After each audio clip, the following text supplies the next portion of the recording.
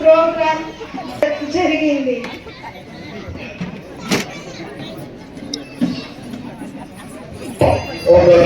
మా తొమ్మిదో గారికి మిమ్మల్ని చూడగానే కొంచెం అక్కడ 74 కాపాడినాడు. ఇక్కడ వర్షం వచ్చినప్పుడు మన ఎన్నో సంతోషంగా పండుగ చేసుకున్నారు. కాబట్టి మీరందరూ 100 రోజుల్లో పొందిన ప్రయోజనాలు మేము చెప్పాల్సిన అవసరం లేదు. తొలి నెలే 7,000 రూపాయలు తీసుకున్నారా లేదా తల్లి? ఎవరు మాట్లాడడంలో రాలేదా? తీసుకున్నారా? పెన్షన్ 7,000 తీసుకున్న వాళ్ళు చేతులెత్తండి. 7,000 మొదటి నెల, మళ్ళా 4,000. అంటే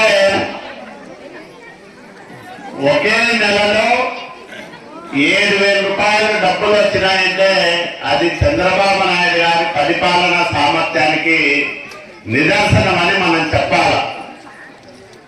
ఎన్ని లక్షల కోట్ల అప్పుందో ఇంతవరకు లెక్కేదేలా. అంటే లెక్కలేనంత అప్పు చేస్తున్నాడు జగన్మోహన్ రెడ్డి. దాన్ని తీర్చాలా,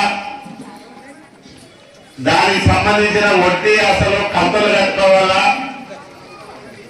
అభివృద్ధి చేయాలా, సంపాదన పెంచుకోవాలా, మళ్ళా ఈ సంక్షేమానికి ఖర్చు పెట్టాలా. మామూలు అయితే ఖాళీ ఖజానా చూసి పారిపోయే పరిస్థితి. కానీ ప్రపంచంలో పేరున్న నాయకుడు, జాతీయ స్థాయిలో అనేక మంది ముఖ్యమంత్రులను అభిమానులుగా పొందిన నాయకుడు నారా చంద్రబాబు నాయుడు గారు మనకు ముఖ్యమంత్రిగా ఉండడం మనందరి అదృష్టం. ఆంధ్రప్రదేశ్ చేసుకున్న అదృష్టం ఏమంటే ఈ ఎన్నికల్లో 93% స్ట్రైక్ రేట్. అంటే 100 స్థానాల్లో నిలబడితే 93 స్థానాల్లో గెలవడం, 175 స్థానాల్లో కూటమి పోటీ చేస్తే 164 స్థానాల్లో విజయం సాధించడం.